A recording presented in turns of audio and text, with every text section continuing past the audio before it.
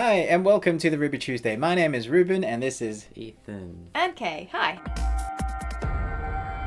And today we are doing another Netflix original movie called Room in the World. It's directed by McG, the guy who gave us Charlie's Angels, who didn't give us Charlie's Angels. He directed the Charlie's Angels films. A little help. And Terminator Salvation, and some of Shadowhunters, which is also on Netflix. But I'm going to hand over to Kirsten, who's going to tell us about what this film is. Well, what it's about, really. So, a very brief synopsis. It's about 4 kids who are roughly around the age of 14, 15-ish. 13 to 14. 13 to 14, thank you. They meet at summer camp.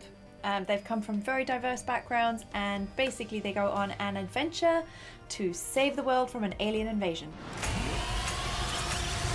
The reason why I asked my wife and my son here to do this review is because obviously the demographic is about right for your age, and also I have a soft spot when it comes to sci-fi, and sometimes I tend to hyperfilm up. I'm not sure that's going to be the case for me this time. I thought it worked in some parts. Some parts I was emotionally engaged. It had comedy running throughout it that I thought some of the jokes hit. No. There was a character at the beginning. Actually, probably all 4 of the main characters at the beginning were very bland. And I think for the most part they do quite well at giving each character a kind of a story arc. They give them the backstories.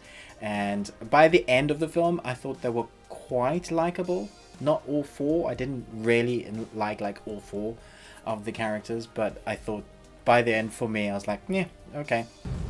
Ow! Well, you're hard to please. Yes, this is a bit of an odd one because I'm generally quite critical of films, but I actually really enjoyed it. Yeah, I can say the same. I actually really liked this film. Wow. I know. I'm so surprised. Weird, hey? We actually made the decision, I made the decision for us not to talk about it together because we wanted to talk about it right now to see how different and diverse films can be, and especially this one, because this one looked like it was going to be Stranger Things with Independence Day, and it kind of is that. I think it was. I was there was one moment in this film where I was really irritated, and I think that probably just set the tone for me, because there's this bit of wire work that is so bad that just looked like it came out of a really, really old kind of martial art Japanese film where you know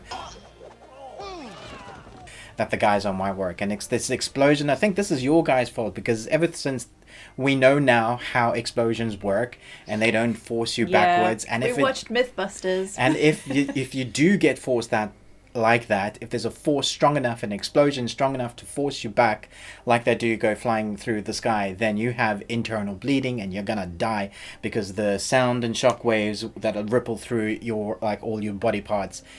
And so when you know that and you look at the wire work of explosions, well, in my mind I'm just like, oh no. So that put you off. Just that one moment. What did you guys think of the monster design? I thought the monster design was actually very good. Me too. It was quite creepy when you first saw it. Yeah. Which I thought so. I didn't expect that from this film, because you told me that it was going to be a kids' film. Yeah. Yeah, I kind of, at one point I was thinking this is a kids' film, because it's, especially in the beginning, especially in the camp scenes, it's wonderfully, refreshingly politically incorrect in a lot of ways. What was that? Kind of was thinking, this is a kids' film? But I think I have to just, clarify in my mind that maybe this is a kids' film of today for teenagers. Yeah, it's a 15. It's a 15. Okay, so it is aimed at 15-year-olds. And so the themes that they touch on, and some of the things, outrageous things that the kids say, you can get away with it because it's 15. So yeah, I thought that it hit where it was aiming with its demographic. I thought. But I enjoyed it. If you want a serious sci-fi film, this is not it. Because you can pull it apart. You can find massive holes in the plot. You can find things that don't quite make sense from a scientific standpoint, or there's all sorts of stuff that if you really wanted to, you could trash this film. But if you just want to go and have a fun escape film that is just an adventure, yeah, we really enjoyed it. I mean, for me, there were lots of glaring issues. I really like the creature design, but there was one part where something happens to the creature, and it does something for me, I could see it was totally just CGI in that moment, and I thought, well, that really let it down. Then there's like color palettes that the whole sky changes color. They never establish why. I liked it though. All throughout the film, there's different colors, and I'm like, okay, it looks cool. I like the neon vibe, but why? There's a lot of, for me in the film, there's a lot of why. There's a moment where the young lady is driving a car expertly. She's screeching around corners, and I was just like, how? I literally had the how, what, why, and when. I need those questions answered. So for me, my brain was going, what is happening with this film? So maybe I took it too seriously. I think you did. Yeah, probably. For me, I didn't see as many glaring flaws. The only one that I saw was the sky changing colours and not being explained. Even the girl who could drive well at such a young age, they did explain her backstory, and that could be the cause of that. Yeah. Okay. Yeah. I got that from a backstory, but I didn't get that she could drive well. That was never a thing. When you're 13, it's like, who taught you to drive like a rally car racer, like driver? You're amazing. They were actually driving quite slowly. It looked fast, but it wasn't. It was filmed like it was going fast. It was filmed like it was going fast, but it really wasn't. Michael Bay screeching and explosions. If you just looked at the walls next to it, they were actually moving really slowly. I thought the banter between the kids and their story arc was really good. I enjoyed the development of the characters. I'm your master now. Like I said, at the beginning, I didn't like the characters, and I think towards the end, they had enough of an arc. They'd established enough of their background and their history of why. Immediately, the main protagonist, the main kid, I immediately liked him because of the whole kind of the family background story. I don't want to mess any of that. I don't want to do any spoilers, but I thought, yeah, okay, I'm going to like him. But the others, they slowly developed that, and I think that was fairly well done. I think mixed in with the creatures. I was hoping for more.